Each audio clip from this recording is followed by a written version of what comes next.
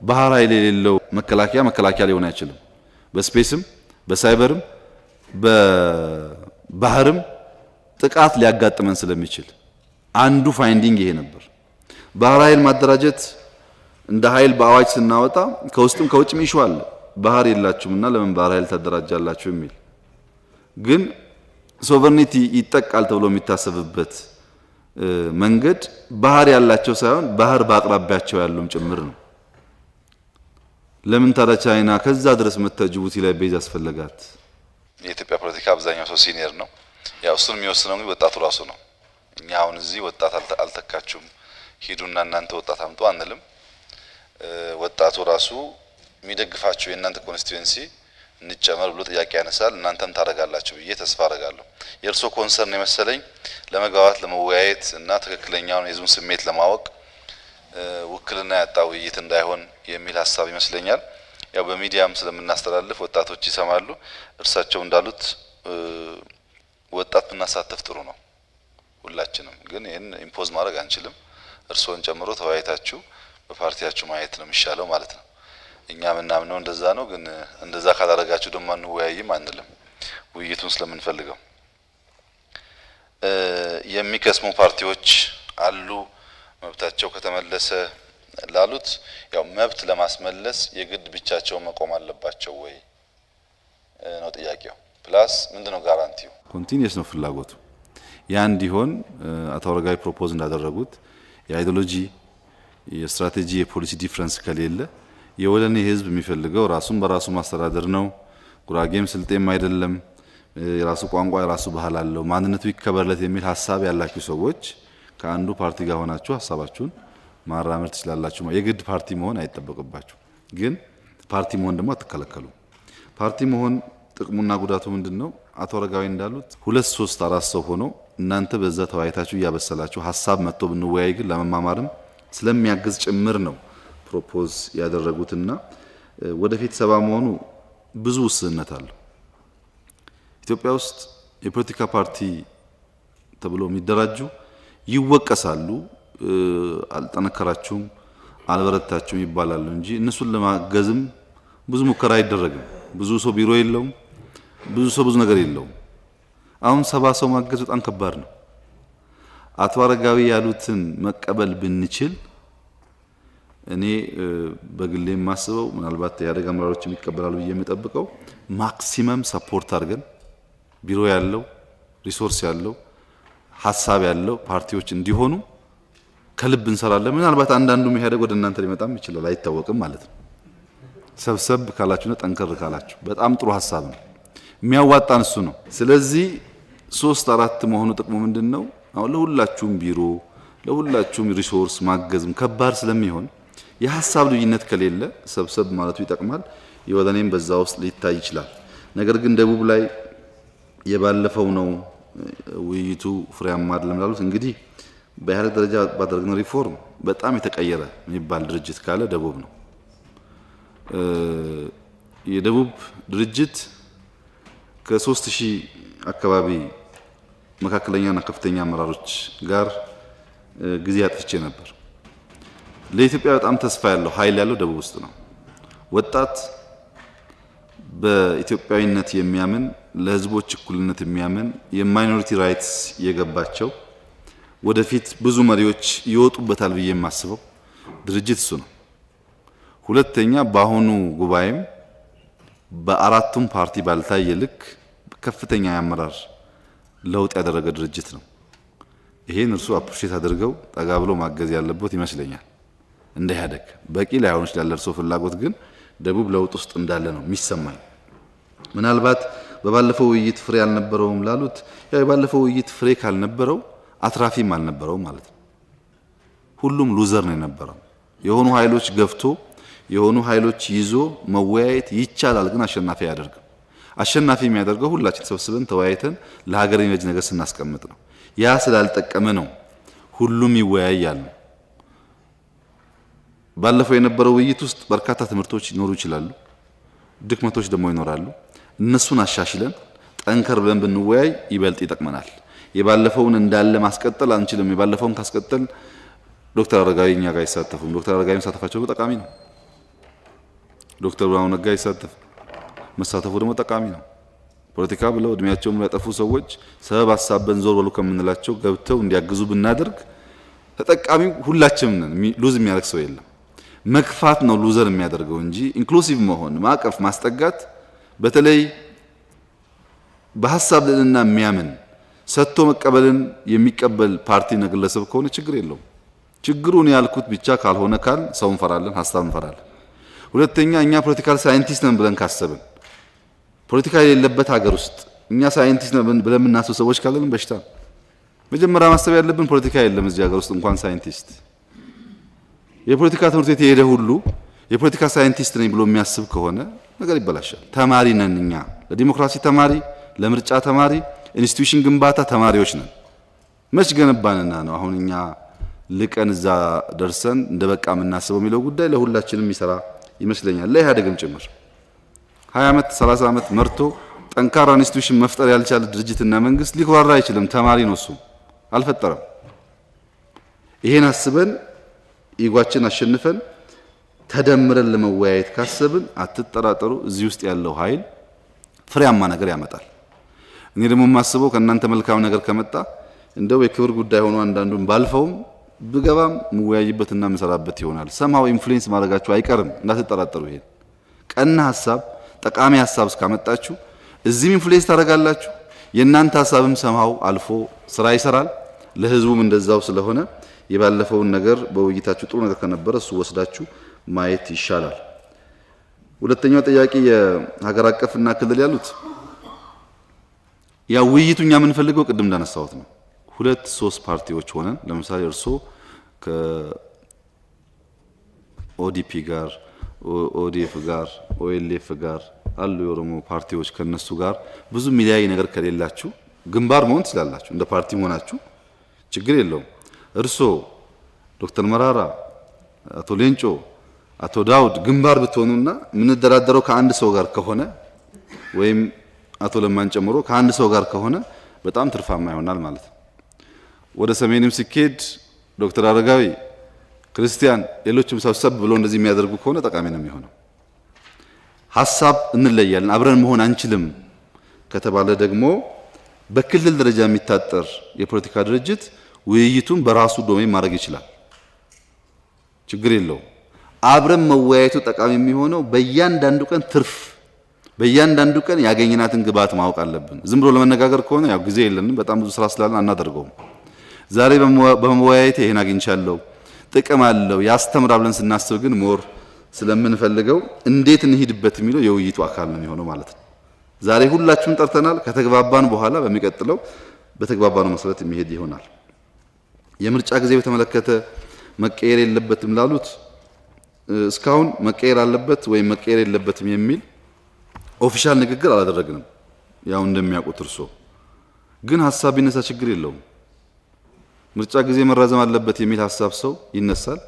አይ መራዘም የለበትም የሚል ደግሞ ይነሳል። መራዘም አለበት የሚለው አልተዘጋጀንም፣ ፓርቲ ያልሆንም፣ አልጠነከርንም፣ መልሶ ኢህአዴግ ያሸንፋል፣ አደገኛ ነው የሚል አርጊውመንት ያቀርባል። መራዘም የለበትም የሚለው ደግሞ ኖ ህግ አስቀምጠናል አንለማመደው፣ ይሄ ሽግግር መንግስት የሚባል ነገር ኢትዮጵያ ውስጥ ችግር አለው። መንግስቱ ኃይለማርያም ሽግግር እያለ 17 ዓመት ቆይቷል። ኢህአዴግም ሽግግር እያለ 7 ዓመት ገዝቷልና ሽግግር የሚባል ስለማንፈልግ በ2 ዓመት ምርጫ ይካሄድ ይላል። ከሁለቱ ሐሳብ ያሸነፈው እና ብዙዎቻችን ዊን ያደረገው ሐሳብ ይወሰዳል ማለት ነው። እንዳይነሳ ብለን ከወዲሁ መዝጋት የለብንም። ይነሳ፣ እኛ ሎጂካል በሆነ መንገድ አሳምነን ገዢ የሆነው ሐሳብ ግን ሁላችን ይዞ ይሄዳል። ችግር የለውም። የተለየ ኢንትረስት ያለው ኃይል ያለ አይመስለኝም። ይራዘምም ሲባል አይራዘምም ሲባል ብዙ የሚያጣላ አይመስለኝም። ዋናው መሰረቱ ዲሞክራሲያዊ ይሁን እና ሐሳብ እንዳይነሳም ከወዲሁ መዝጋት እንዳይሆን ከፈት አድርገን ማየት ጥሩ ነው። ከሲአን ሐሳቦቹ ኮሜንቶቹን ሰምቻቸዋለሁ። የህግ የበላይነት ይከበር ያሉት ትክክል ነው። ህግ ይከበር። ህግ ካልተከበረ ካልተደማመጥን ያው ኢዝሊ ዲክታተር እንፈጥራለን። ቀላል ነው ዲክታተር መፍጠር። ምክንያቱም ሐሳብ የሌለው በሐሳብ ያልተገነባ ሐሳብ የሚፈራ ስብስብ ስለሆነ እዚህም እዚያም ያለው ትንሽ ነካ ካደረግነው ወደ ለመድነው ይገባል። ምናቀው የተለማመድነው ምታቁት ስለሆነ ወደዛ እንዳንሄድ ህግ ማክበር አስፈላጊ ነው።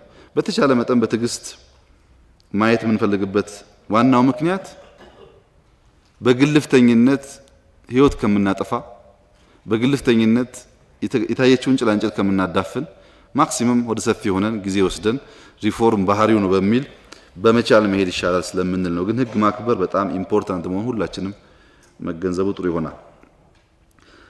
ዶክተር አረጋዊ ከኢንስቲትዩሽናል ግንባታ ጋር ያነሱት ያው ኔሽን ቢልዲንግ ያልኩት ነው። የኔም ትልቁ ፕራዮሪቲ እሱ ነው። ሲስተም ነው። ሲስተም ቬሪ ኢምፖርታንት ነው። ሲስተም ከሌለ ሁሉ ነገር ተንሳፎ ይቀራል። የሲስተሙ አንድ አካል ነው ምርጫ። ከፓርቲ ጋር ስንወያይ ምርጫ ካላልን ውይይት ስለማይሆን አሁን ሴኩሪቲ ሰርቪስ ሪፎርም ኤስኤስአር ከእናንተ ጋር ብወያይ እኔ ላትሰሙኝም ትችላላችሁ፣ ኢንትረስት ማያደርጋችሁም አሁን ላለው ሁኔታ። ከነሱ ጋር ስንገናኝ ደግሞ ሴኩሪቲ ሰርቪስ ሪፎርም ኢምፖርታንት ነው ብለን እንወያያለን። ዋናው ግን ኢንስቲትዩሽን ግንባታ እሳቸው እንዳሉት በጣም ኢምፖርታንት ነገር ነው። ስለ ኢንስቲትዩሽን ምን ሰራችሁ ሪፖርት እንፈልጋለን ማወቅ እንፈልጋለን ካላችሁ ራሱን አስችለን እንደ ውይይት ሳይሆን ኢንፎርማቲቭ ነገር ማቅረብ እንችላለን። እሱ ግን አሁን እዚህ ጋር አጠክሬ ባነሳው የምርጫ ቦርድና የምርጫ ጉዳይና አካሄዳችን ሞር ገዢ ስለሆነ ነው ትኩረት ያልሰጠሁት እንጂ ትክክል ነው ያሉት እሳቸው። ተቋም ግንባታ ያስፈልጋል። የምርጫ ቦርድም የዛ ተቋም አንድ አካል ተደርጎ መወሰድ አለበት። ግን ከምርጫና ከሲስተም በላይ መጀመሪያ እንዳነሳሁት ሰላም መረጋጋት ነው ለኛ ቀዳሚው ነገር። ሰላምና መረጋጋት ከሌለ በጣም ብዙ ሽፍታ በጣም ብዙ ጉልበት አለኝ ብሎ የሚያስብ ሰው እዚህም እዚያም እየቀማ እየገደለ እንዲኖር ስለሚፈቅድ መጀመሪያ ለሰላም ለመረጋጋት ለውይይት ቅድሚያ ሰጥተን እንሰራለን። ከዛ በሐሳብ ልዕልና ተቋማት መፍጠር የሚፈጠር ተቋም ደግሞ ለሁሉም የሚያገለግል መሆን አለበት። ለምሳሌ የሴኩሪቲ ተቋማት የፖለቲካ አመራር የፓርቲ አባል መሆን የለባቸው የሚል ሐሳብ ስናነሳ ነበር ባለፈው። አንዳንዶቹ የፓርቲ አባል ሆኖ በጉባኤ ተመርጠዋል። ከተመረጡ በኋላ እዚያ ሰፈር የሚሰሩ ሁሉም ሰዎች በየትኛውም በኢህአዴግ ድርጅት ውስጥ ሴንትራል ኮሚቴ የገቡ ምርጫ ሰጥተናቸዋል። ወይም ሪዛይን አድርግ ወይም ልቀቅ ቦታውን የሚል ጥቂቶቹ ሪዛይን አድርገው ሙያችን የምናውቀው ብለው ቀጥለዋል። ጥቂቶቹ ፖለቲካ ብለው ሪዛይን እናድርግም ብለው ቦታቸውን ለቀዋል። አሁን የሪፎርም ለእናንተ ሪፖርት አላቀረብንም፣ ግን ሴኩሪቲ ተቋማት ከፖለቲካ ወገንተኝነት የጸዱ ይሁኑ። በተለይ ተቃዋሚ ፓርቲዎች ማስተማር አንዳንዱ በማስተማር ብዙ ነገር መፍጠር የሚችል ኃይልም ስላለ እዚህ ውስጥ ለማስተማር በር ይከፈትላቸው የሚል ተወያይተናል ከነሱ ጋር። አላነሳሁትም እዚህ። ይሄ ትልቅ ስቴፕ ነው። ዶክተር አረጋዊ እንደሚያውቁት ይሄ አይነኬ ቴሪቶሪ ማለት ነው። ከዚህ ቀደም በነበረው ሁኔታ መከላከያን ብንወስድ ከፍተኛ ትችት ይነሳበታል። መከላከያ ብሔራዊ ተዋጽኦን የጠበቀ አይደለም፣ ኢትዮጵያን የሚወክል ተቋም አይደለም፣ ሁሉንም ኃይል ያካተተ አይደለም የሚል አሁን ያለውን የውጊያ ስርዓትና አሁን ያለውን የኦፕሬሽን ሌቭል ካጠናን በኋላ ዝርዝር ህግ ፍተሻ ነው የገባ ነው በአዋጅ። ለምሳሌ ባህር ኃይል የሌለው ኃይል ከአምስቱ ቤዚክ ዶሜን ሁለት ዶሜን ላይ ብቻ ሶቨርኒቲን የሚከላከል መከላከያ ሊሆን አይችልም። በስፔስም በሳይበርም በባህርም ጥቃት ሊያጋጥመን ስለሚችል አንዱ ፋይንዲንግ ይሄ ነበር። ባህር ኃይል ማደራጀት እንደ ኃይል በአዋጅ ስናወጣ ከውስጥም ከውጭም ይሽዋል። ባህር የላችሁምና ለምን ባህር ኃይል ታደራጃላችሁ የሚል ግን ሶቨርኒቲ ይጠቃል ተብሎ የሚታሰብበት መንገድ ባህር ያላቸው ሳይሆን ባህር በአቅራቢያቸው ያሉም ጭምር ነው። ለምን ታዲያ ቻይና ከዛ ድረስ መጥታ ጅቡቲ ላይ ቤዝ አስፈለጋት? ምን አስግቷት ነው ይሄን ያክል? እኛ ቀይ ባህር ተንተርሰን እየተኛን ባህር ኃይል ማናደራጅ ሆነን ሌሎች ኃይሎች ከርቀት መጥተው ለምን ቤዝ ፈጠሩ? የአካባቢውን የቀጠናውን ሰላም ለማምጣትና እውነተኛ ኢንቲግሬሽን ለማምጣት በዚህ ስፍራ አቅም መገንባት አለብን የሚል ጥናት፣ አዋጅ፣ ህግ እንደሚያውቁት ተፈጽሟል።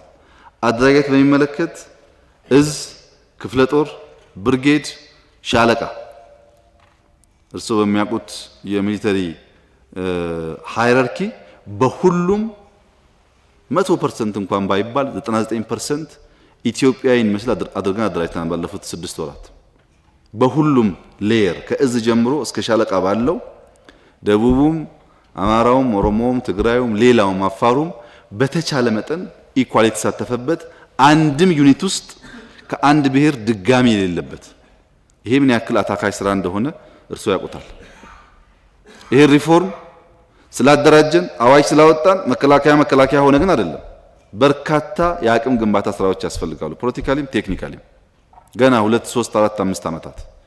ለዚህ ደግሞ ከተለያዩ ሀገራት ጋር በተለያየ ፎርስ ኤርፎርስ ላይ የተሻለ ብቃት ያላቸው፣ ባህር ኃይል ላይ የተሻለ ብቃት ያላቸው፣ በሌላም የፕሮቴክሽን እና የመከላከል አቅም ላይ ብቃት ካላቸው ሀገራት ጋር እየሰራን እንገኛለን። ይሄ ሪፎርም በጣም ፒላር ነው፣ ኢምፖርታንት ነው። የህግ የበላይነት ለማስከተል ለማረጋገጥ የፍትህ ስርዓት እንግዲህ ሁላችሁም ትገነዘባላችሁ። ባለፉት 6 ወራት የተሻለ ስራ የሰራንበት ኤሪያ ቢኖር የፍትህ ተቋማት ላይ ነው። ኦቶርኒ ጀነራል ከተቃዋሚ ፓርቲዎችም ከምሁራንም በነፃ የሚያገለግሉ ዲያስፖራ ኢትዮጵያውያንን በመጠቀም ኦልሞስት አጨቃጫቂ የሚባሉ ህጎች በሙሉ ሪቫይዝ አድርገዋል። ለምንድን ያላጸደቅ ነው? መጽደቅ የለበትም። ይሄን እያንዳንዱ ተቃዋሚ ፓርቲ አይቶት ኮሜንት አድርጎ ቅድም ክርስቲያን እንዳነሳው የራሴ ይበለው። ምንም እንኳን ህጉ ተሻሽሎም ቢሆን ሳንወያይበት ከጸደቀ መልሶ ጥያቄ ስለሚያስነሳ መጠናቱ ጥሩ ሆኖ ሲያበቃ ግን በውይይት ይጽደቅ በሚል ነው ሰፊ ስራ እየተሰራ ያለበት ኤሪያ እንደሆነ ለማንሳት ነው። እንግዲህ ለኔ አፒል ያደረጉት እኔ መልሼ ለእናንተ አፒል አደርጋለሁ። ማለት በውሳኔ 3 ሁኑ አልልም። 3 4 ብትሆኑ ግን በጣም ትልቅ አድቫንቴጅ አለው። 3 4 ከሆናችሁ በግሌም እንደ ድርጅትም ማክሲመም ድጋፍ ለማድረግ ግን አረጋግጥላችኋለሁ፣ በግሌም ጭምር ማለት ነው። 3 4 ሆናችሁ ጠንከር ብትሉ በጣም ብዙ ጥቅም አለው። ሐሳብ ለመቀያየር ለምሳሌ ቦርድ ስንመርጥ 3 4 ከሆናችሁ ቁጭ ብሎ ግማሽ ቀን ቦርዱ መነጋገር ይቻላል። 7 ከሆናችሁ እንዴት መነጋገር ይቻላል? አስቸጋሪ ነው የሚሆነውና በጣም ወሳኝ ሐሳብ ስለሆነ እናንተው መክራችሁበት ብንቋጨው መልካም ይመስለኛል። ብዙም ዲፈረንስ ስለማይኖር በአይዲዮሎጂ ሌቭል ትምምን እንዴት ይፈጠራል ፓርቲዎች መካከል ያሉት ያው እንግዲህ ትምምን ኦቨርናይት አይፈጠርም። በእመነኝ ለመነ የሚፈጠር ትምምን የለም። በስራ በተግባር ቃልና ግብር እየተገናኘ ሲሄድ ነው መተማመን የሚፈጠረው። ዛሬን ጀምረው በሂደት ያን እየፈጠር መሄድ ይኖርብናል። በትምምን ላይ አተኩረን ብንወያይ ስላሉ ትክክል ነው ሐሳቡ፣ ግን ዛሬን ጀምረውና በሂደት ደግሞ እየዳበረ ቢሄድ ነው የሚሻለው። የምርጫ ቦርድ አፈጣጠርም ያው ቦርድ ቸርማን ብቻ የመረጥንበት ዋናው ምክንያት የቦርድ አባላት ስያሜ ህግጋቱን በሚመለከት ከተወያየን በኋላ አሁን ባለው ሁኔታ ማሻሻል የምንችለውን አሁን እንድናሻሽል ክርስቲያን ያነሳው ሐሳብ ማለት ነው። አሁን ማሻሻል ደግሞ ቀስ እያለ የሚሻሻልበትን መንገድ ለማስቀመጥ እንዲመች ነው። አንድ ሰው ብቻ ያስቀመጥ ነው። እያንዳንዱ አባል ከታች ያለው የእናንተም ኢንፑት ስለሚያስፈልግና እርስዎ እንዳሉት አንዱ ውይይት አካል እሱ ይሆናል። ህጉ አደረጃጀቱና ቦርዶቹን በሚመለከት ኮሚሽኑ ሊሆን ይችላል፣ ቦርድ በሚመለከት እንዴት ወደ 3 እንግባ የሚለው ቅድም ባነሳሁት ያው የእናንተ በጎ ፈቃድ ይሆናል። ክርስቲያን ላነሳው ህገ መንግስቱን አንወያይበትም አላልኩም፣ እንወያይበታለን። ህገ መንግስቱ ግን አናጸድቀውም። ምክንያቱም እኔ ባጸድቀው አትቀበልም እንኳን የኔ ምክር ቤት ቢያጸድቀው እያልክ አይደለም።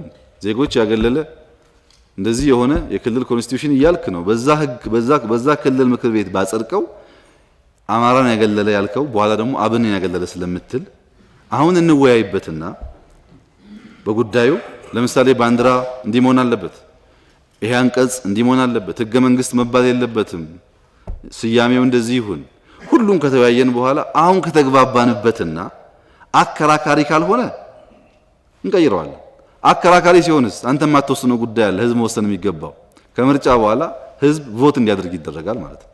እኛ እዚሁ የምንቋጨው እኛ ትክክል ነው ስላልን ትክክል የሚሆን ትክክል አይደለም ስላልንም ትክክል የማይሆን አድርገን ማሰብ የለብንም። ብዙ ስቴክ ሆልደርስ አለ፣ ብዙ ኢንትረስት አለ ኢትዮጵያ ውስጥ። እነሱን እያሳተፍን የምናደርግበት መንገድ ቢሆን እንዳልከውም ግን ዋናው ጉዳይ በእኩል የኔ የሚባል ህገ መንግስት እንዲሆን ፈርተን ነው እኛም አሁን ይቆያል ነው 100% አሸነፋችሁ እያላችሁ በ100% ፓርላማ ብናጸድቀው እኩል የኔ ስለማትሉ ነገ ደግሞ አንተ ካሸነፍክ ስለምትቀይረው ኮንስቲቱሽን በየጊዜው መቀየር ደግሞ ዋጋ ስለሚያስከፍል እንደዛ ከሚሆን በደንብ መክረን አስበንበት ለምሳሌ የምርጫ ስርዓቱ ላይ ክሪቲካል የሆነ ጉዳይ ከሆነና አሁን መቀየር ካለበት እኛ ከተግባባንበት ለክልሎች አፒል ማድረግ ነው፣ ችግር የለው። ከዚያ ባሻገር ግን ዝርዝር ውይይት የሚያስፈልግ ህዝበ ውሳኔ የሚያስፈልገው ጉዳይ ደግሞ ሲሆን የሁሉም በእኩል የኔ እንዲለው መጥፎ አይደለም መወያየታችን፣ አትጥላው። እሱ በኋላ 30 40 ዓመት እንመራበታለን። የምርጫ ህግ ላይ ምናልባት አልተሳተፍክ ይሆናል አላውቅም እንጂ የተወያዩበት ነው። አንተም ተሳተፍ። የምርጫ ህጉ ማክሲመም ለሚቀጥሉት ዓመታት አኮሞዴት ማድረግ በሚችል ልክ ለማሻሻል ሙከራ የተደረገ ነው። ፍትህ፣ እርቅ፣ ህዝብ ቆጠራ ያልከው እንግዲህ መረጃ ሰምተ ሊሆን ይችላል። ህዝብ ቆጠራም ኦልሬዲ ጸድቆ እየተጀመረ ነው ያለው። በዚህ ሰሞን በሚዲያ ሰምተ ሊሆን ይችላል። የእርቅ ኮሚሽን ካቢኔ አጽድቆ መነሻ ሀሳብ ለፓርላማ ልኳል። እርቅ ያስፈልጋል ብለን እናስባለን። በስሙ እንጥራው ባለቤት ይኑረው ላልከው ባለቤት የሌላቸው በጣም በርካታ በደሎች አሉ። አንተ ባሰምሽን እንንትና ብለህ የሳልካቸው አሁን ግን ሰዎቹ የሌሉበት በጣም በርካታ ጉዳይ አለ። የልጅ ልጅ እንደ ንብረት የወረሳቸው ኃጢያቶች አሉ ባልነበረበት ያለ ብቻ አይደለም። አሁን በዚች በ27 ዓመት ብቻ ብላ ታስብ። ትንሽ ስትገፋ እንንትና እንዲያርገውና ይላል። አድራጊውም ተደራጊውም የለም። የልጅ ልጅ ግን በዛ ጉዳይ ይጣላል። ወደፊት መሄድ አይችልም፣ ወደ ኋላ እየተጎተተ እና እርቅ ያስፈልጋል ስንል መጀመሪያ ከራሳችን ጋር መታረቅ አለብን። ለመተው ሬዲ መሆን አለብን። መተው ነው የሚሻለው፣ የሚያዘልቀው፣ የሚያሻግረው ብለን ማሰብ መቻል ይኖርብናል። ያን ስንል እና ስንወስን ሁሉም አካል የሚገዛው ከሆነ በጋራ ለመሻገር የሚያስችል እድል ይፈጠራል ብዬ አስባለሁ። የህዝብ ቆጠራው እንዳልከው ኢምፖርታንት ነው ከምርጫ በፊት። ለዚህ ነው ዘንድሮ የሚጀመረው። የእርቅ ኮሚሽኑም ተሳተፍበት፣ አንተም የእርቅ ግብዓት ስጥ። ጠቃሚ እርቅም እንዲሆን ተስፋ እናደርጋለን። ያስፈልጋል ለኢትዮጵያም አሁን ያለውን ትርክ እንዲዘጋም ኢምፖርታንት ስለሆነ። ፍትህን በሚመለከት ግን ወንጀለኞች በሚለው በቀደም ፓርላማ እንዳነሳሁት ሀሳቡን የፖለቲካ አመራሮች ብትገነዘቡ ጥሩ ነው የሚሆነው። ባለፉት 40-50 ዓመታት ተቋም በሌለበት ሁኔታ በርካታ ምስቅልቅሎች አጋጥመዋል። አንዳንዱ የሰራ የመሰለውም ጭምር ተቋም የገነባ የመሰለውም ጭምር ሀገር የሚያፈርስና የሀገርን ጉዞ ጥያቄ ውስጥ የሚያስገባ ስራ ሰርቷል። ይሄን ሁሉ ሰብስበን እንሰርካል ማሰርተውና በየቀኑ እኔ ጋር የሚመጣውን አቤቱታ ወይም ጥቆማ በተለያዩ ግለሰቦች ላይ መኪና አለው፣ ቤት አለው፣ እንትን አለው በሚል ጥቆማ እነሱን እንኳን በመርመር ብናስብ ሌላ ስራ ልንሰራ አንችልም። መፍትሄ የሚሆነው አንኳር አንኳር የሆኑ ለይተን ወደፊት እንዳንል የሚያደርጉትን ለይተን የህግ ልዕልና ማረጋገጥ፣ አብዛኛውን ግን በጋራ ስምምነት ፋይል መዝጋት እኮ ሰው ልጁ ሞቶ ፋይል ይዘጋል እንኳን ብር ተወስዶበት። ሰው ልጁን ገሎበት ይቅር ይሌለ እንዴ? ሩዋንዳ ላይ እኮ ያለቀው ሰው 1 ሚሊዮን የሚጠጋ ቢሆንም 20 ሰው ብቻ ነው የሞት ፍርድ ያገኘው። አይመጣጠንም ያጠፋው ሰውና የተፈረደበት። በጋቻቻ አብዛኛውን በሶሻል ካፒታላቸው የፈቱት ሁኔታ የሚያሳየው በቃ በይቅርታ ብቻ የምትሻገረው መሆኑን እሱን ማድረግ ይኖርብናል። ሁለተኛ የህግ ነገር ሲፈጸም የሆነ አካባቢ ላይ የሆነ ብሔር ላይ ያንጣጠረ ከመሰለም ምን ፈልገውን አንተ አያመጣልንም። ሰዎች እንደዛ አይነት ሲግናል እንደዛ አይነት መረጃ ሲያሰራጩ ይሰማል። እንደዚህ አይነት ኢንቴንሽን በመንግስትም የለም እናንተም ውስጥ እንደማይኖር ተስፋ አደርጋለሁ። ለምሳሌ በሰሞኑ በመናደርገው የህግ የበላይነት ጉዳይ ያተኮርነው 3 ኤሪያ ላይ ነው። 1 ሰብአዊ መብት፣ 2 ኮራፕሽን፣ 3ኛው ደግሞ ኢንቴንሽናል የሆነ የተደራጀ ሌብነት። ኮራፕሽን ሲባል በስልጣን ብቻ ሳይሆን ሲስተማቲካሊ ተደራጅቶ የሚዘረፍ ዘረፋ ላይ። ሰብአዊ መብት ስናነሳ ኮር ተቋማት ፖሊስ፣ የደህንነት ተቋማት ናቸው። ለምንድነው የምናነሳው እነዚህ ተቋማት? አሁን ያለው ፖሊስ አሁን ያለው ደህንነት አንድ ቀን እንደሚጠየቅ አስቦ በስርዓት እንዲሰራ ስለምንፈልግ ነው ያን የምናደርገው። የደህንነት ኃላፊ የትግራይ የሆነ እንደሆነ ምክትሉ ወይ ደቡብ ነው ወይም ሀረሪ ነው ወይም ኦሮሞ ነው። ከአንድ ብሔር የሚባል ነገር የለም። ስህተት ነው ይሄ። ፖሊስም እንደዚሁ የሜቴክ ኃላፊ የትግራይ የሆኑ እንደሆነ ምክትላቸው ጀነራል ኦሮሞ ናቸው፣ ሌላው አማራ ነው። ሆን ተብሎ የሆነ ኤሪያ ላይ በፍትህ ስም የሚፈጠር ነገር ካለ ቅድም እንዳልኩት የተረኛ አሸናፊ ጉዳይ እንጂ ዘላቂ ሰላም አያረጋግጥም። አናምንም በዚህ። ግን የወንጀለኛ ባህሪ ነው። ጥፋተኞች ሁልጊዜም መደበቂያ ምሽግ ይፈልጋሉ። ከነዚህ ወንጀለኞች አንዱን ለወጣበት ህዝብ ብሎ ለወጣበት ብሔር ብሎ የሰረቀ ወይ የገረፈ የለም። የሱ ብሔር መግረፍን መሰቀን ስለማይፈልግ ሲገርፍ የሰው እጅ ጥፍር ሲነቅል ህዝቡን ሳያማክር ቆይቶ ጥፍር መንቀል ወንጀል ነው ስትለው የእንትን ብሔር ስለሆንኩ ይላል። ይሄ ትክክል አይደለም። ይሄ አደገኛ ነገር ነው። እዚያም ውስጥ ቢሆን ኮር በደል ፈጻሚዎች እንጂ በጅምላ በማስ ማድረግ አልተሞከረም። አብዛኛው በእርቅ ይሻላል ተብሎ ስለሚታሰብ ማለት ነው። ይሄን እናንተም ኮንሺየስ መሆን አለባችሁ። አስፈላጊ ከሆነ በርካታ መረጃዎች አሉ፣ መነጋገር ይቻላል ማለት ነው። አንዳንዱ መረጃ ካለን ንቃተልና አንጻር ወደ መጥፎ ነገር እንዳይወስደን በሚል እንጂ ዝርዝር መረጃ ማቅረብ ይቻላል፣ ምን ሲፈጸም እንደነበረ። ይሄን ካላየንና ካልተማርን እኛም አንለወጥም። አሁን ያለውም የሚመጣውም አይለወጥም። ማቆም አለብን። ሰው እየገረፉ መግዛት መቆም አለበት ኢትዮጵያ ውስጥ። ይሄ ደግሞ እንዲሆን በግልጽ ተወያይቶ የሚቀጣው ተቀጥቶ ይቅር የሚባለው ይቅር ተብሎ መሆን አለበት። ለዚህ ሁሉም ተባባሪ ካልሆነ በዳይ ማቆሚያ የለውም። መጀመሪያ ሀገር ይበድላል፣ ቀጥሎ ሰፈር፣ ሁሉንም ካጣ ሚስቱ መግረፉ አይቀርም። ሱስ ነው፣ ልማድ ስለሆነ ማለት ነው። እያንዳንዱ ከተገረፈ በኋላ ከሚያየው በዳይ ተውት ያላቸውን ሰዎች ማስተካከል ያስፈልጋል የሚለውን በጋራ ማሰብ ጥሩ ይሆናል። ምርጫ ቦርድ ብቻ እንዴት ሪፎርም ቅድም መልሼዋለሁ።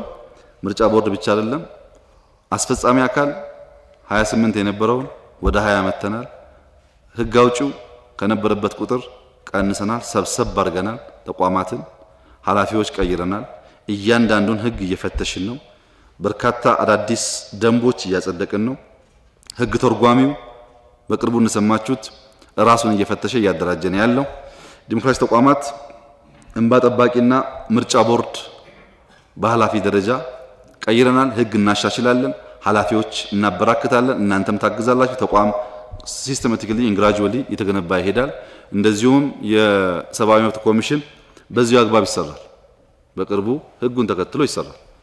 ሁሉም ተቋማት የኢትዮጵያን ህዝብ የሚያገለግሉ በኢትዮጵያ ያሉ ህግጋትን አውቀው በእነሱም በህዝባቸው ላይም ኢኳል እንዲሰራ የሚያደርጉ ስልጣን ለዘላለም የማይያዝ መሆኑን እንዲያምኑ ማስቻል ያስፈልጋል። ያሉትንም ሊመጡ የሚያስቡትንም በዚህ አግባብ ከሄን ብቻ ነው ዘላቂ ሰላም፣ ዴሞክራሲ ማረጋገጥ የሚቻለው ተብሎ ይታሰባል። አንዳንዶቹ ሐሳቦች ያነሳቿቸው ግን በውይይት ውስጥ የሚታዩ ናቸው።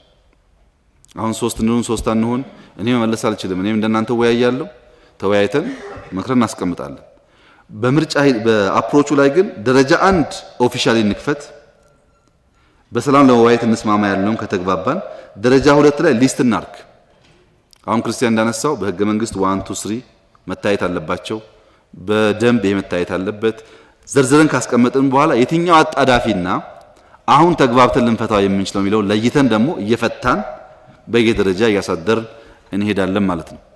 ከህገ መንግስት ጋር የሚያያዘው ክርስቲያን በጣም ማስተዋል ያለብህ ነገር አሁን የምንቀይረው ማንኛውም ህግ በሁላችን ቅቡል ሆኖ ለአመታት የሚቆይ መሆን እንዲችል ካለ ፍላጎት ብቻ የሚነሳ ነው እንጂ ቲም እኛ አቋቁመናል። በጋራም ልክ እንደሌላው ቲም አቋቁመን እንፈትሻለን። የፖለቲካ ፓርቲዎችን ለማሰባሰብ ሀሳብ ቀርቧል። ይሄ ሀሳብ የሚደገፍ ሀሳብ ነው። ርዕዮተ ዓለምም ያለው ከ2 ከ3 የማይበልጥ ነው ኢህአዴግን ጨምሮ። ስለዚህ በዚህ ጉዳይ ላይ ተቃዋሚዎች ተሰባስቦ ይሄን ነገር ለመስራትና ፎርም ለማስያዝ አስቸጋሪ ነው የሚሆነው። ምናልባት እርሶ እኛን ለመርዳት ፍላጎት አለኝ እናንተ ከጀመራችሁት የሚል ሀሳብ ሰንዝረዋል። ጅማሮ ከናንተ አካባቢ ሆና ከዚህ ቀደም እንደነበረው እርምጃው ከዛ ቢጀመር ፓርቲዎችን ኢኒሼቲቭ ወስዶ ይሄን ስራ የሚሰራ እስካልኖረ ድረስ ያው ተነጋግረን መለያየት ብቻ ስለሚሆን ይሄ መልክ ቢዝ ለማለት ነው። አመሰግናለሁ። ውይይቱ በጣም ጥሩ ነው። በዚህም ፎርማት ሊቀጥል ይችላል።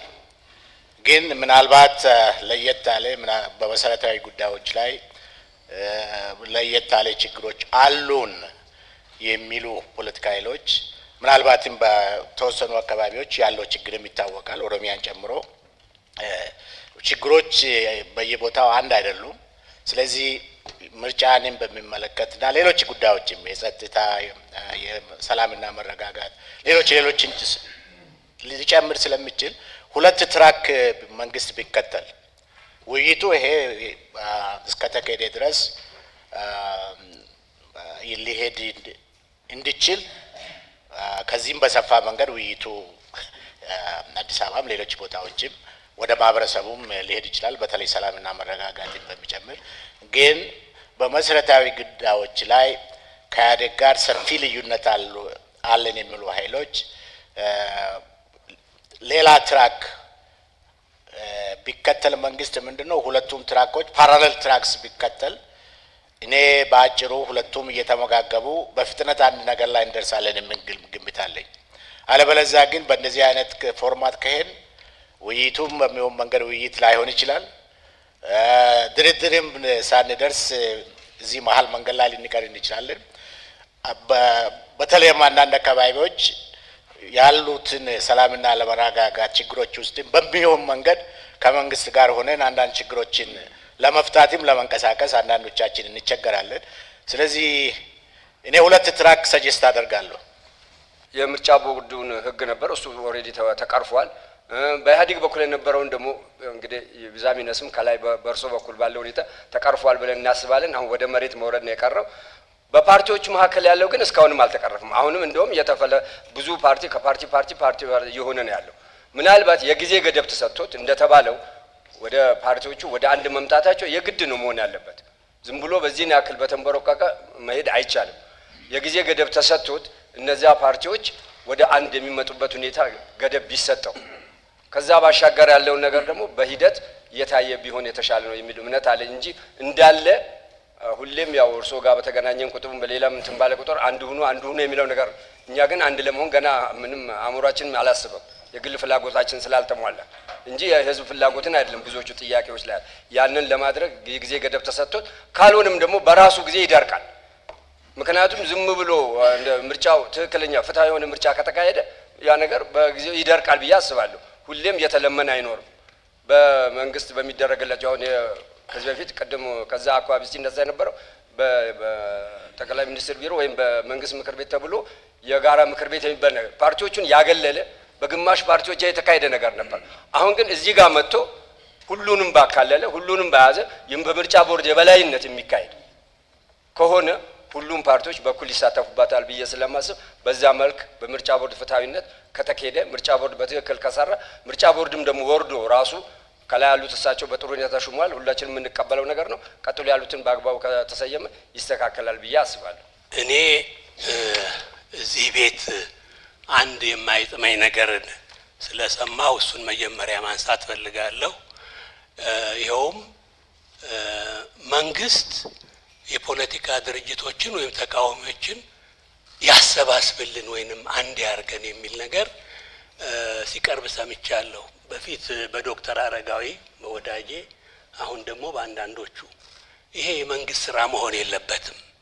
የፖለቲካ ድርጅቶች በተለይም ተቃዋሚ፣ ተፎካካሪ ወይም ተወዳዳሪ የሚባሉት ተሰባስበው ይህንን ምክረ ሀሳብ ወስደው መተባበር፣ መሰባሰብ፣ አንድ መሆን ወደ ሀሳብ ትግላቸውን የፖለቲካ ትግላቸውን ማሳደግ ይጠቅማል፣ አስፈላጊ ነው፣ ለሀገራችንም ለወደፊቱ ይበጀናል።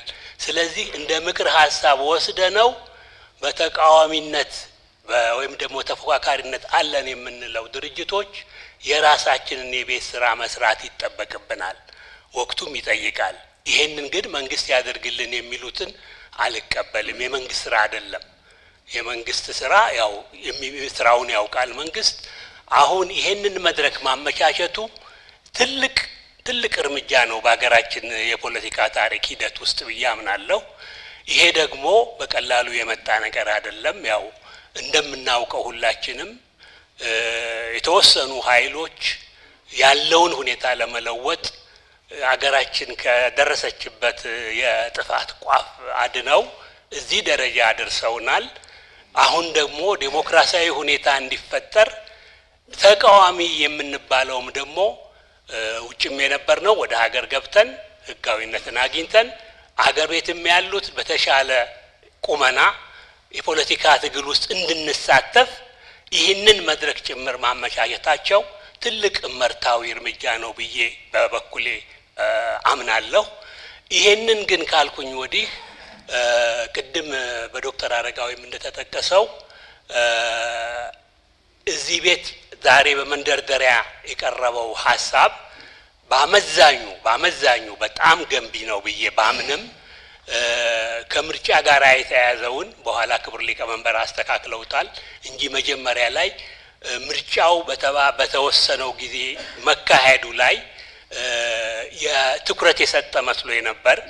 አሁን ያንን በተመለከተ ግን እኔ አሁንም መጨረሻ ቤት ውስጥ እየቀረበ እንዳለው ሐሳብ ትኩረታችን መሆን ያለበት ይችን ሀገር ሰላም እንዲሰፍንባት፣ የፖለቲካ ሁኔታው እንዲረጋጋ፣ የሚካሄደው የወደፊት ፖለቲካም በሰከነ መንገድ በዲሞክራሲያዊ መድረክ እንዲካሄድ፣ ምርጫውም በሚደረግበት ጊዜ ምርጫው ዴሞክራሲያዊ ነፃ ሆኖ ህዝቡ ድምፁን ሊሰጥ የሚችልበት ተአማኒነትም ከዛ የመነጨ ተአማኒነትም ሊያገኝ የሚችል እና ስለዚህም የኢትዮጵያ ህዝብ ዳር እስከ ዳር ሊቀበለው የሚችል ተቃዋሚ ነን ተፎካካሪ ነን የሚሉ ድርጅቶች ወይም ደግሞ ገዢ ድርጅቶችም ጭምር ያለምንም እንትን ውጤቱን ሊያከብሩት የሚገባ ወይም ሊቀበሉት የሚገባ እንዲሆን ያንን ሁኔታ ለመፍጠር የሚደረገው ትግል ከሁሉም በፊት ቅድሚያ ያስፈልገዋል ብለን እናምናለን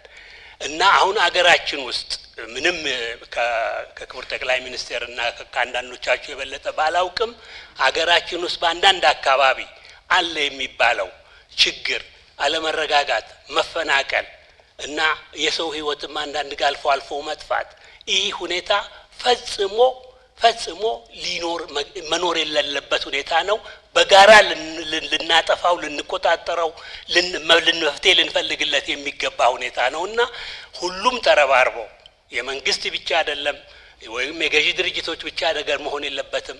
ሁሉም የፖለቲካ ኃይልና ህዝቡንም በተቻለ እያሳተፍን ይህንን አሁን ያለውን ሁኔታ ወደ ተረጋጋ ሰላማዊ እና ተአማኒነት የሚኖረው ምርጫ ሊካሄድ ወደሚችልበት ደረጃ ማድረስ አለብን ብዬ አምናለሁ። ይህ ጅማሮ ሊቀጥል የሚገባው በጣም አበረታች የሆነ ነው እና እስካሁን የተወሰዱትም እርምጃዎች ለሁላችንም ተስፋ የሚሰጡ ሆኖ አግኝቻቸዋለሁ። አመሰግናለሁ። በየክልላችሁ አፋርም አፋር፣ የሶማሌም ሶማሌ፣ የትግራይም ትግራይ ውይይቱን ይቀጥል። ቢኮዝ በየወረዳው በየዞን ያለ ኢሹ በሀገር አቀፍ ደረጃ ልንወያይ አንችልም። ብንወያይ ማንፈታው ሁሉም ቦታ ማረጋገጥላችሁ ግን ህግ ይከበራል። በህግ ጉዳይ ምንም ድርድር የለም። እስካሁን አኮሞዴቲቭ ለመሆን ነው። በህግ ጉዳይ ምንም ድርድር የሚባል ነገር የለም። ህግ እናስከብራለን።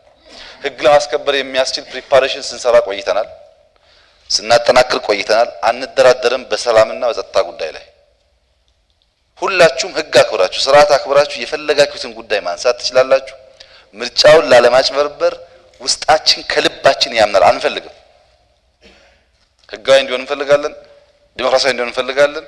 ግን ያን ለማድረግ የሚደረግ ተጨማሪ ሻጥር፣ ተጨማሪ ኢንትሪግ ካለ ግን አናስተናግድም። እሱ ግልጽ መሆን አለበት። ኢንትሪግ አንፈልግም። የምንፈልገው ዲሞክራሲ ነው፣ የምንፈልገው ሰላም ነው። ያን ለማድረግ ከተባበራችሁ በሙሉ ልብ ከማናችሁም ጋር ለመሄድ ዝግጁ ነን። ምናልባት የፕሮፌሰር መራራን ሀሳብ ትንሽ ለማሻሻል በጽሁፍ መልክ በተለያዩ ኢሹዎች ላይ ድርድርም ሳይሆን አጀንዳ ሴት ካደረጉ በኋላ ልክ በቀደም ለተደረገው ውይይት ለመንግስት ሊሆን ይችላል፣ ለኢህአዴግ ሊሆን ይችላል፣ በዚህ ጉዳይ ላይ ይሄን ብታዩት የሚል ከቀረበ በኋላ ውይይትም ይሁን ድርድርም ይሁን መማማሪያ መድረክም ይሁን ልናመቻች እንችላለን። ችግር የለውም እሱ። ግን ዝም ብለን የተወያየን እንዳንቀጥል ደግሞ መጀመሪያ ሀሳቦቻችሁን ሊስት አድርጉና ምን እንደምትፈልጉ አውቀን በምን ጉዳይ መቼ ብናገኛችሁ ሶልቭ ማድረግ እንደምንችል ገብቶን በዚህ አፕሮች ብንሄድ የእሳቸውን ኮንሰርን በዚህ ብናየው ምርጫ ቦርድ በትክክል ይመራዋል። እኔም ተስፋዬ እሱ ነው።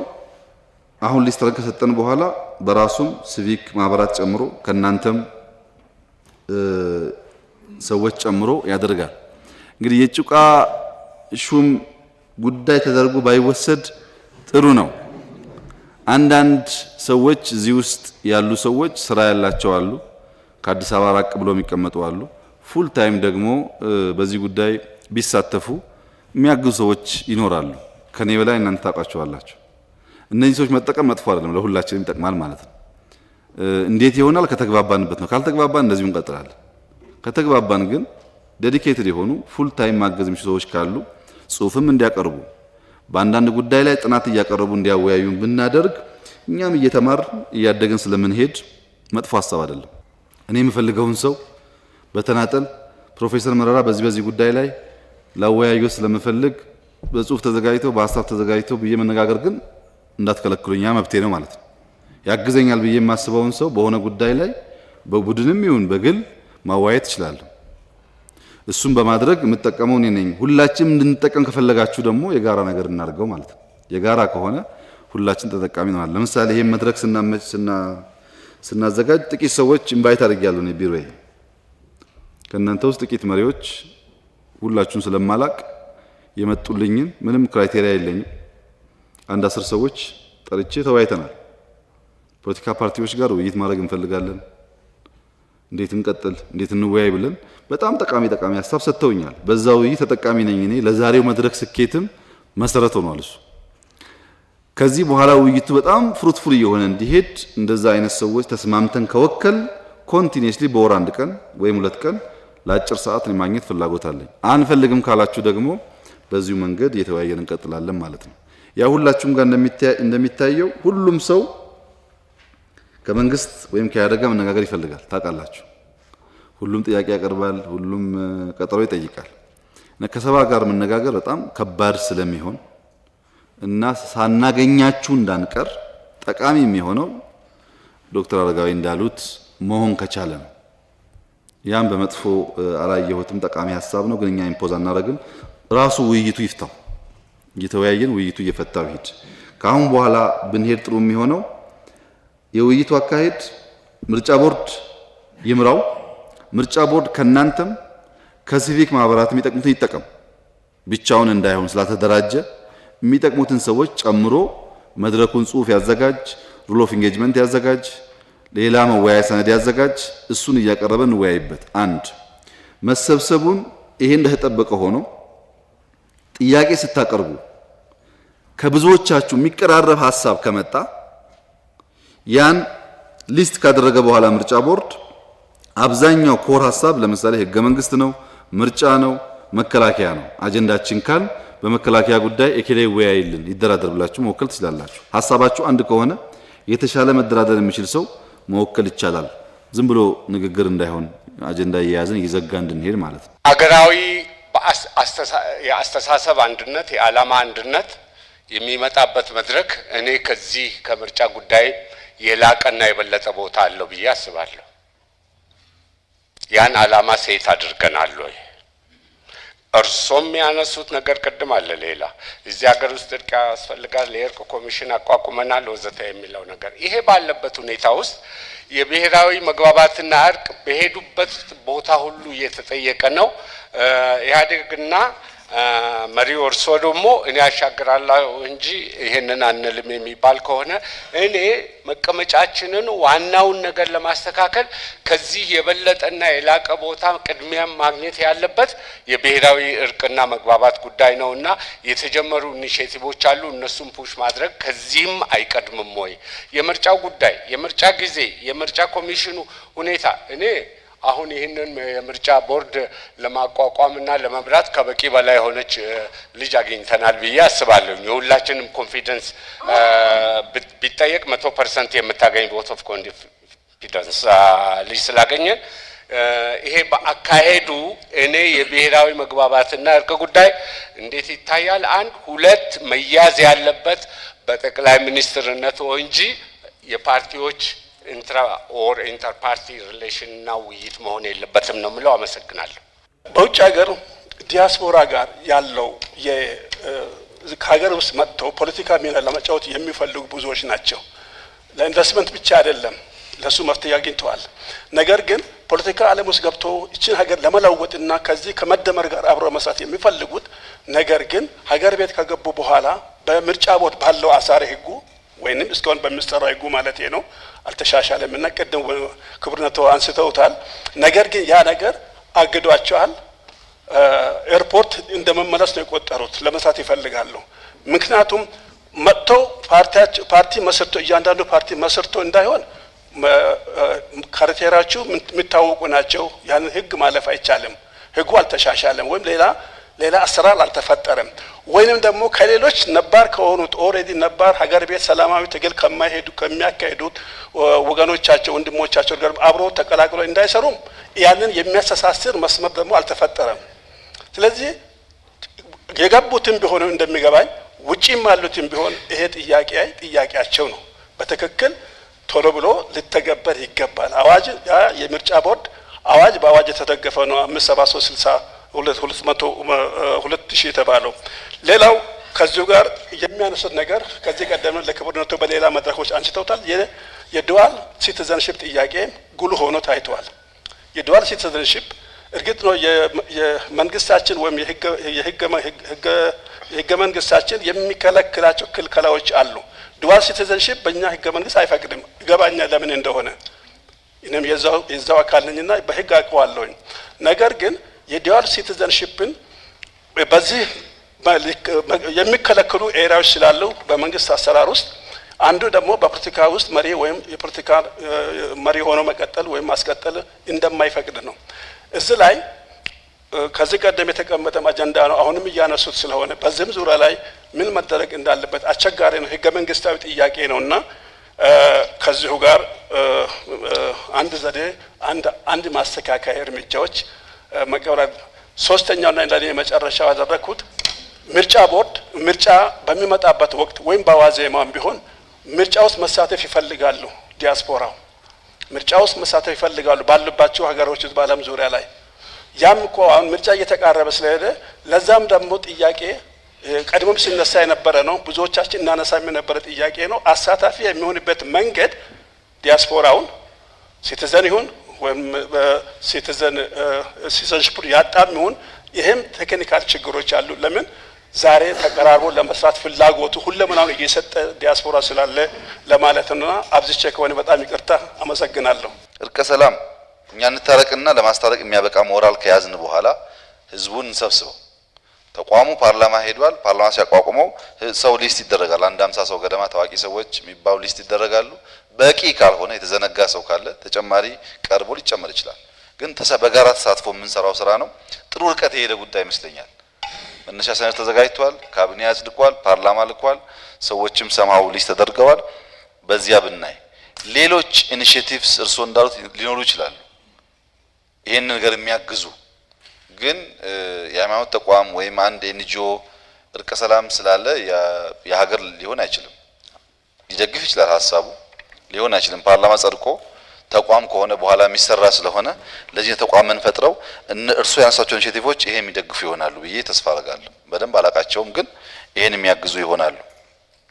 እርቀ ሰላም ብቻ ሳይሆን ፌዴራል ጉዳዮች ወረዳ ልሁን ዞን ልሁን አሁን ፕሮፌሰር እንዳነሱት የስልጤ ጉዳይ፣ የማንነት ጥያቄ፣ የቅማንት ብዙ ኢሹ ነው ያለው ኢትዮጵያ ውስጥ። ሁሉም ደግሞ አሁን ነው የሚያነሳው። በዚህ ግርግር ሁሉም ሰው መልስ ስለሚፈልግ ማለት ነው። በግርግር ከተመለሰ ሌላ ግርግር ነው የሚፈጥረው። በጥናት እናርገው በእውቀት እናርገው ብለን ኮሚሽን ብለናል። እሱ ነው ፌዴራል ስርዓቱ ምን ጠንካራ ጎን አለው እናስቀጥለው፣ ምን ደካማ ጎን አለው እንዴት ይስተካከል፣ በጥናት ይሁን በጊዜ ዝም ብሎ በመንጋ ከሚሆን ማለት ነው። ተጠንቶ ተወያይተንበት ህዝብ መክሮበት ትንሽ የሚያስኬድ ነገር እናድርግ ብለን ልክ እንደ እርቁ ኮሚሽን ተቋቁሟል። ሶስተኛው የፖለቲካ ፓርቲዎች ከምርጫ ውጭም ያሉ ጉዳዮች ላይ የሚወያዩበት ደግሞ በምርጫ ቦርድ የሚመራ ይሄኛው መድረክ ማለት ነው። ይሄም ተቋማዊ ይሁን ነው እያልን ያለ ነው። እኛ ስንፈልግ የምንጠራው ስንፈልግ የምንዘነጋው እንዳይሆን ባለቤት እናበጅለት፣ ሩል ኦፍ ኢንጌጅመንት ይኑረው። እኛም አንድ ተሳታፊ ሆነን እንሳተፍ፣ እዛ ውስጥ እየተማማርን የተሻለ ነገር እንፈጥራለን የሚል ሀሳብ ነው ያለው። እንዳይቀላቀልብን ማለት ነው። በዚህ መድረክ የምንፈልገው እኛ የፖለቲካ ፓርቲዎች የተለያየ ሀሳብ እያነሱ የሚወያዩበትና ፎርማሊ ወይም ኢንፎርማሊ ኢንፍሉዌንስ የሚያደርጉበት። ፎርማሊ ማለት ተግባብተን ሁላችንም ካጸደቅ ነው ህግ ሊቀየር ይችላል። ለምሳሌ ይሄ የሚባል ህግ አሰሪ አሳታፊ አይደለም ብሎ ሁሉም ሰው ተስማምቶ ለመንግስት አሳይመንት ሰጠው ይችላል። ስሩ ኢፒአርዲኤፍ ማለት ነው። መንግስት ያወስዶ ይቀይረዋል። እሱ ከተግባባን ነው። ካልተግባባን በዚህ ጉዳይ ያልተግባባን ህዝብ ይወስንበት እንላለን። ህዝብ ከወሰነ በኋላ እንገዛለን ማለት ነው። ቮት ካደረገ በኋላ እንገዛለን።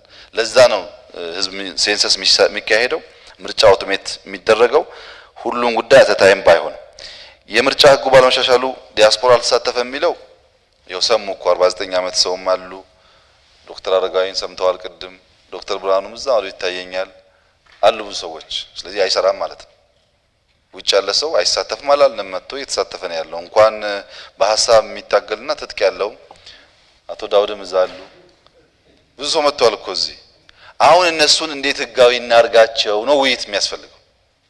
እንዴት ይመዝገቡ፣ እንዴት ህጋዊ ይሁኑ እኔ ብቻዬን የምወስነው ጉዳይ አይደለም። አንድ አጀንዳ ነው። በውይይታችን ውስጥ እንዴት እናስኪድበት ለን እንወያያለን። ዱዋል ሲቲዝንሺፕ የሚመለከት ጉዳይ ደግሞ እኔም አልወስን እናንተም አትወስኑ። ኮንስቲቱሽናል ስለሆነ ይሄ ጉዳይ ኮንስቲቱሽን ውስጥ ታይቶ መቀየር አለበት ብለን ከተግባባን ኮንስቲቱሽኑ ሲቀየር በቮት ይታያል ማለት ነው እንጂ አሁን እዚህ ብንስማማም ባንስማማም ስልጣን የለንም ለመቀየር ሁላችንም። ያኔ ሲቀየር የሚታይ ይሆናል። አሁን ግን በውይይታችን የምናየው ቢሆንም ብዙ ሰው በተለይ የፖለቲካ ፓርቲ አባል የሆኑ ሰዎች ፈልገው ኢትዮጵያዊነትን ጠልተው ፓስፖርት የያዙ አይመስለኝም ብዙዎቹ። ያ ቢሆን ኖሮ ስለ ኢትዮጵያ ባይናገሩ ጥሩ ነበር ባሉበት ቦታ። አሁን እንደ ኦፕሽን የሚታየው ህጉን ከመረመርን በኋላ ያሉበትን ፓስፖርት ቀደው ኢትዮጵያዊ ፓስፖርት አውጥተው ኢትዮጵያዊ ሆነው መሳተፍ አለባቸው። በኋላ ዱዋል ሲቲዝንሺፕ ሲፈቀድ ኮንስቲቱሽኑ ሲቀየር ደግሞ እነሱም እኛም አፕላይ እናደርግና ሁለተኛ ፓስፖርት እንይዛለን ማለት ነው። አሁን ግን እኩል ሜዳ መሆን ስላለበት እነሱን ለማሳተፍ ግድ የለም። እነሱን ለማሳተፍ ጥሩ መንገድ ይሄ ነው ህጉን አይተን እንጂ አሁን በሁለቱ ፓስፖርት መቀጠል ትችላላችሁ ካለም ኮንስቲቱሽኑን ባይፓስ ካደረግን መልሶ ደግሞ ሌላ ችግር ነው የሚያመጣው። ግን መሳተፍ አለባቸው። መሳተፋቸውን የማምንበታለሁ። ዶክተር አረጋዊ የዛ ሀገር ዜጋ መሆን ስለፈለገ ነው የሆነው ብዬ አላምንም። እንደዛ ቢሆን ኖሮ የኢትዮጵያን ጉዳይ እንደወጣ ይዘጋ ነበር። እዛ ሆኖ ኢትዮጵያ ያለበት ምክንያት ልቡም ፍላጎቱም ያለው እዚህ ነው። ለመኖር ሲል ግን ፓስፖርት ይዞ ሊሆን ይችላል። ያን አመቻችተን እንቀይር የሚለውን በህግ አግባብ ብናይ። ቮት ማድረግ ይፈልጋሉ ዜጎች ለተባለው ይህም የኮንስቲቱሽን ጉዳይ ነው። ኮንስቲቱሽኑ ከፈቀደ ልክ እንደ አሜሪካኖቹ ባሉበት ሀገር ቮት ያደርጋሉ። አሁን ግን አይፈቅድም። ለጊዜው እነሱ አሜሪካ ያለ አሜሪካ ቮት ያድርግ፣ አውሮፓ ያለ አውሮፓ ቮት ያድርግ እና እኛ በወጉ ምርጫ ሳናጭበረብር ተመዝግበን መምረጥ የምንችልበት ስርዓት እየፈጠርን ስንሄድ የተንጠባጠቡ ጉዳዮች እየለቀምን እናመጣለን ማለት ነው። አሁን እንኳን አሜሪካ ያለው እዚህ ያለውን በወጉ ቮት የማያደርግበት ጊዜ ስለሆነ ብዙ አያስጨንቀንም። የነሱ ቮትም ኢምፓክት የለውም። ስንት ሰው ነው ያለው አሜሪካ፣ ስንት ሰው ነው ያለው አውሮፓ? ብዙ የሚያስቸግር ስላልሆነ ፖዚቲቭሊ እንዲያግዙን ካደረግን አቴንሽን ሰጥተው ፎሎ እንዲያደርጉ ካደረግን በኋላ የሚሳተፉበት መንገድ በህጉ ማየት ስለሚቻል አንገብጋቢ ጉዳይ አይደለም። አሁን አንገብጋቢ ጉዳይ እንዴት ውይይታችን እናካሄድ፣ ምን አጀንዳ ላይ እንወያይ፣ መቼ እንወያይ፣ የት እንወያይ ነው። እዛ ውይይት ውስጥ የሚነሳ ሀሳብ እያነሳችሁ ነው እናንተ። እዛ ውይይት ውስጥ ተነስቶ የምንነጋገርበትን ጉዳይ እዚህ ካነሳችሁት መቋጫ ስለማናገኝ እያንዳንዱ ፓርቲ ሊወያይበት የፈለገውን ነገር ሊስት አድርጎ ለምርጫ ቦርድ ይስጥ። ምርጫ ቦርድ ኮምፓይል አድርጎ ከናንተ የተነሳው ጥያቄ በዚህ ጉዳይ እንወያይ የሚል ነው የሚል ፕሬዘንት ያድርግልን። ከጎደለ እንሙላበት። ከዛ እንወስን። አጀንዳ 1፣ አጀንዳ 2፣ አጀንዳ 3 ብለን እንወስን። አኮርዲንግ ቱ ዛት አጀንዳ ደግሞ እንወያይ። እንደዛ ካልሆነ በስተቀር አንዳንዱ የትናንትናውን አንዳንዱ የወደፊቱን ካነሳ ሳንግባባ እንዳንበተን በጣም ፍራቻ አለኝ። በዚህ ባህላችንም እንዴት አድርገን ዲሞክራሲ እንደምናስተምርም ያሰጋኛል። እሺ ዶክተር ብርሃኑ በጣም አመሰግናለሁ ሊቀመንበር። የፕሮሲጀር ጉዳይ ነው አሁን ካሉት ጋር በተያያዘ ፕሮሲጀራሊ እንዴት እንሂድበት የሚለው አይ ቲንክ ኢትስ ሞር ኢምፖርታንት ዳን አሁን ከእንትን እየወጣን ሰብስታንስ ውስጥ እየተገባ ነገሮችን እንትን እያደረገ ስለሆነ በመንግስት በኩል ሜቢ ያረዳድ እንትን እንዳይሆን ብዬ ነው። እኔ የገባኝን ባጭሩ ልናገር። መንግስት አሁን ያለው መንግስት ፍጹም ነፃና ፍትሃዊ የሆነ ምርጫ ማድረግ ይፈልጋል፣ ለዚህ ኮሚትድ ነው ተባለ። በጣም ኢምፖርታንት ሲግኒፊካንት የሆነ ዲሲዥን ይሄን መንግስት እየመራው ባለው አካል ተደርጓል ማለት ነው። እስከ ዛሬ ድረስ ዴሞክራሲያዊ ስርዓት ለመመስረት አንዱ ትልቁ ችግር መንግስት ነው። ያንን ካሁን በኋላ መንግስት ለዛ ችግር አይሆንም ማለት ነው። ሁለተኛ ወደዛ ለመሄድ የሚያስፈልገን ወደዚህ ወደ ዴሞክራሲያዊ ስርዓት ግንባታ ለመሄድ የሚያስፈልገውን ውይይትና ሊነሱ የሚችሉ ጉዳዮችን በሶስት ደረጃ እናያቸው ብሎ እንደ ሰጀሽን ቀረበ። እንደ ውሳኔም አይደለም፣ እንደ ሰጀሽን በዚህ ደረጃ ብንሄድበት ምርታማ የሆነ ውይይት ማድረግ እንችላለን የሚል ሐሳብ ቀረበ። በነገራችን ላይ ፕሮባብሊ ያቀረበው ነገር ነው በጣም ኢምፖርታንት ስለሚመስለኝ እዚህ የሚወያዩ ሰዎች የሚያገኙበት መንገድ ቢገኙ ኢዘር ፓወርፖይንቱን ኦር ሳምቲንግ ሶ ዳት ሰም ክላሪቲ እንዲኖር ቢሆን ጥሩ ይመስለኛል። በዚሁ ብቻ ሁሉም ሰው በደንብ ተረድቶታል ብሎ ከማሰብ እና እነኚህ የሰላምና የመረጋጋት የዲሞክራሲያዊ ምርጫ ማረጋገጫ ደረጃ እና ዘላቂ የተረጋጋ ፖለቲካ ስርዓት ግንባታ በሚል በእነኚህ በሶስት በኩል እንለያቸውና ውይይቱ በዛ መልክ በእያንዳንዱ ደረጃ ውሳኔዎች እያስተላለፈ ይሄድ የሚል ሰጀሽን ቀርቧል።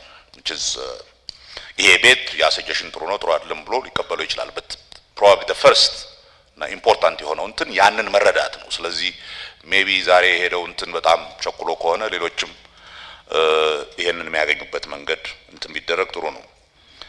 ሶስተኛ የተነሳው ከመድረኩ ከዚህ ቀን ጀምሮ እነኚህን ውይይቶች ገለልተኛ በሆነ ምርጫ ቦርድ እየተመራ ይካሄድ፣ ኢህአዴግም እንደ ፓርቲ ከዛ በኋላ ይሳተፍበታል።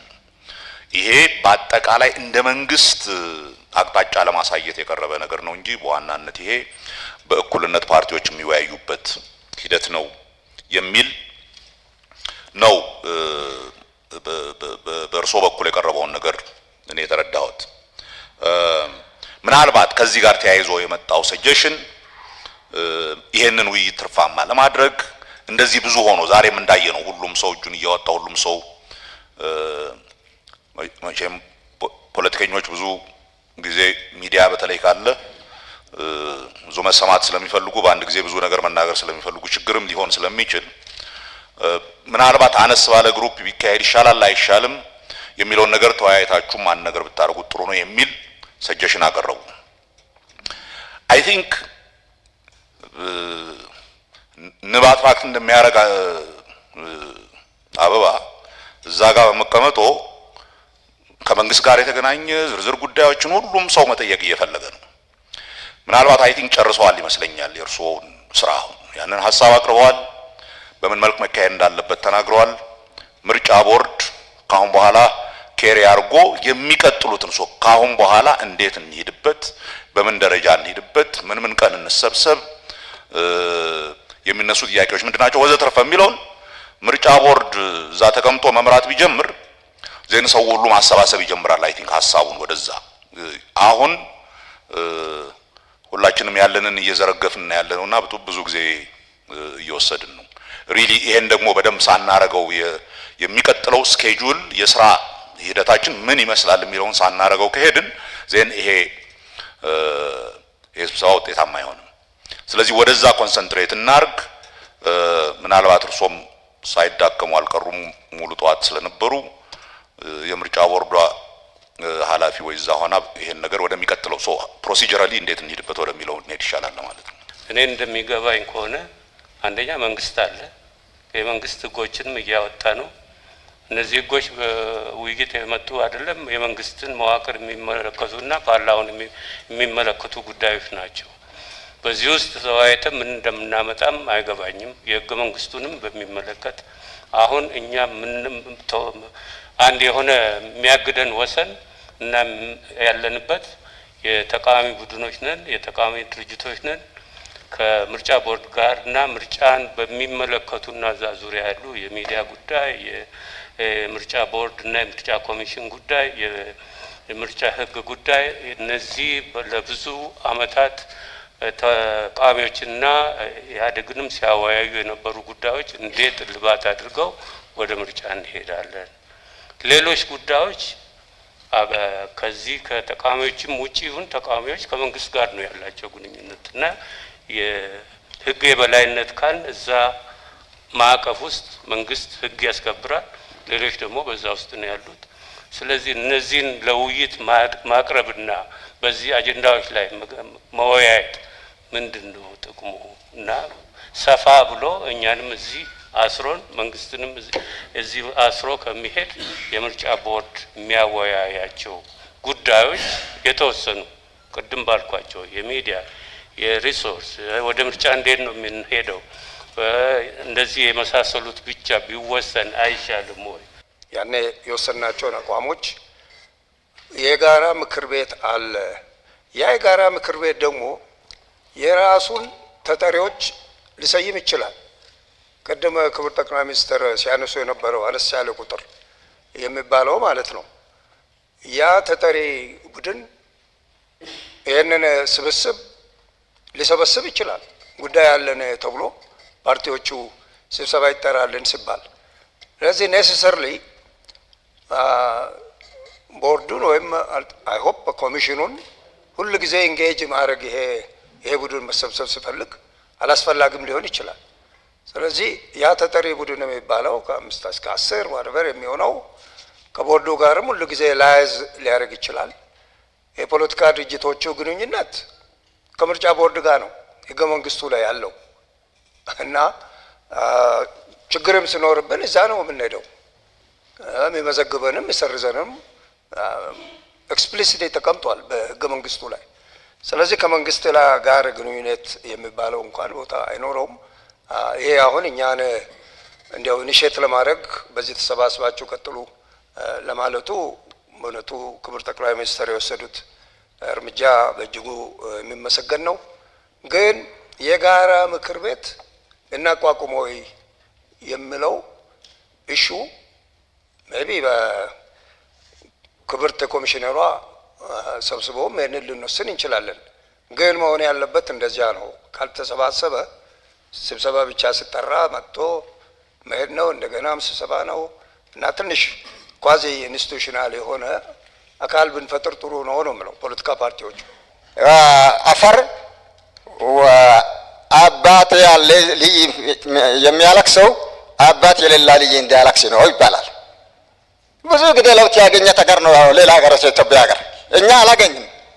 እኛ እንዲያለቅስ ነው ሁሉም ተጎድ ነው የምትሉ እንጂ እኔ በጣም ይገዳለው። አሁን እኛ የምንለው እንዴት ነው እነሱ ጋር ግንባር ግንኙነት የምናደርገው ፈተና እናደርገው እንዴት ነው የምንቀራረበው? አያስታገኝም።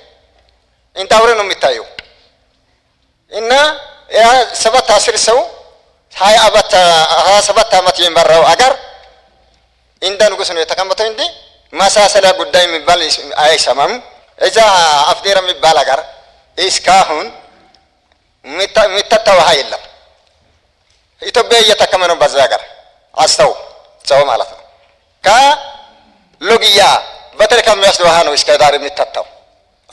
አንድ ትሪካን 50-40 ብር ነው የሚገዛው። ያ ካን አልተቀየረም፣ አልተሳሳለም እና በጣም የተጎዳ ሀገር ስለሆነ እነሱ ጋር የምንስማማው እንዴት ነው? ሌላ በጋዚ በረማን ነው ተካይ ፓርቲ ጋር መስማማት እንችላለን። ላኪን ይህ የቆሰለ ያለበት ሀገር አንድ ሌባ ያልታሰበ አፈር አንድ ባህል ነበረ። ሌባ 2 ጊዜ ይከፈላል፣ 3ኛ ከዳገመ ይታሰርና ይገርፋል። በባህላችን አልተከምንም፣ በመንግስት አልተከምንም። እኛ ተጎዳን። አንተ ያቀረብከው ሀሳብ እናስማማለን። አይ ከአፋር ስለሆነ ሳንሰማቸው እንዳንሄድ ብዬ ነው።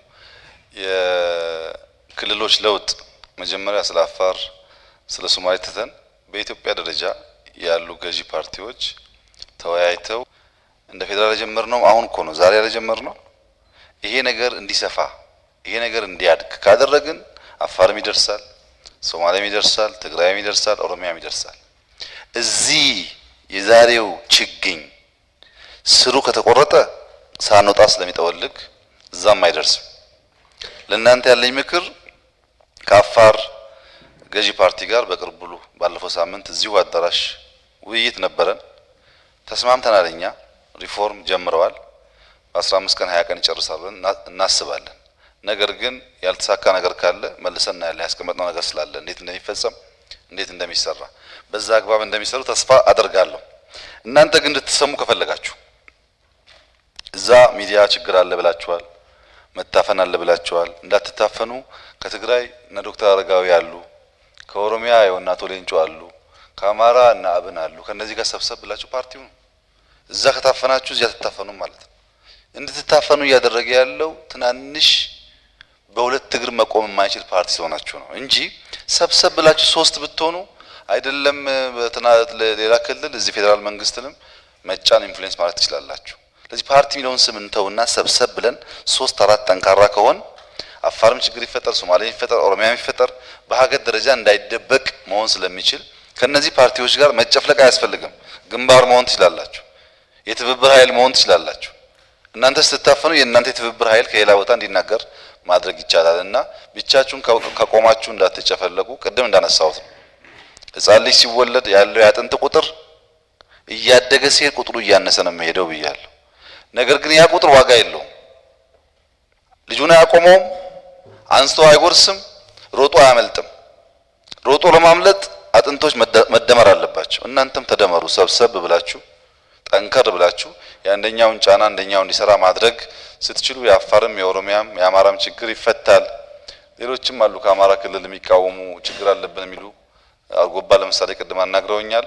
እነሱም እንደዚሁ አርጎባም ከአፋር ጋር ከሌላው ጋር የተሰባሰበ በሚሄድበት ሰዓት ድምፁ ሊሰማ ይችላል። ግን እየጀመርን መሆኑን አትዘንጉ። እዚህ ዲሞክራሲ ያለ አፋር የሌለ ከመሰላችሁ ይሰጣችኋል። እዚህም የለም አፋርም የለም። እዚህ እየጀመርን ነው። እንዳይመለስ ወደ ኋላ እናድርግ። ያ ደግሞ እየሰፋ እያደገ በሀገር ደረጃ ሁላችንም የሚያሸንፍ ሀሳብ እንዲሆን ብንሰራ ይሻላል እንጂ እዚህ ዲሞክራሲ ኖሮ እዛ የጠፋ ከመሰለን ችግር ይፈጠራልና ግድ የለም። ዛሬ መገናኘታችን ጥሩ ነው። በሚቀጥለው ሞር ዳይጀስት እያደረግን ምርጫ ቦርድም ቦታውን ሁኔታውን እያመቻቸ እንደሚሄድ ተስፋ አደርጋለሁ።